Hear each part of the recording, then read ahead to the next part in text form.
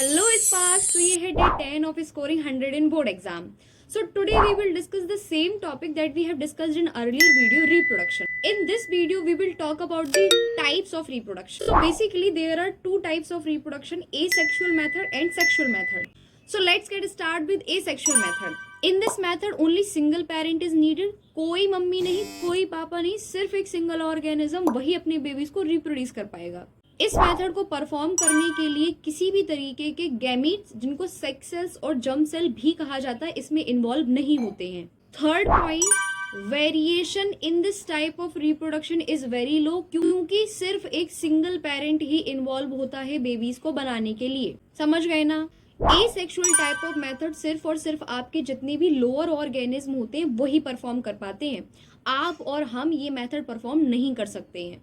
अब कौन से लोअर ऑर्गेनिज्म ये मेथड को परफॉर्म कर पाते हैं? जैसे कि अमीबा, पैरामीजियम, हाइड्रा एटसेट्रा. अब एसेक्सुअल मेथड को भी परफॉर्म करने के लिए इसमें भी काफी सारे तरीके के टाइप्स होते हैं. कोई ऑर्गेनिज्म अपना बेबी प्रोड्यूस करने के लिए फिजन करता है, कोई फ्रेगमेंटेशन करता है, कोई स्पोर फॉर्मेशन करता है, कोई रीजनरेशन करता है, तो कोई वेजिटेटिव प्रोपगेशन करता है. Done. Now let's talk about the second method, sexual reproduction.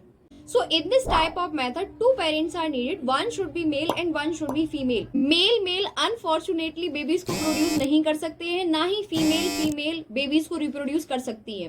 God have created two beautiful creature with beautiful differences, male and female, and both are equally required to perform the reproduction. Second point, sexual reproduction को perform करने के लिए जो higher organism होते हैं वो अपनी body को तोड़कर babies में convert नहीं कर सकते हैं. तो वहां पर reproduction के लिए उनकी बॉडीज में बनती है स्पेशल तरीके की सेल, जिनको हम गैमीट, जर्म सेल और सेक्स सेल्स के नाम से भी जानते हैं.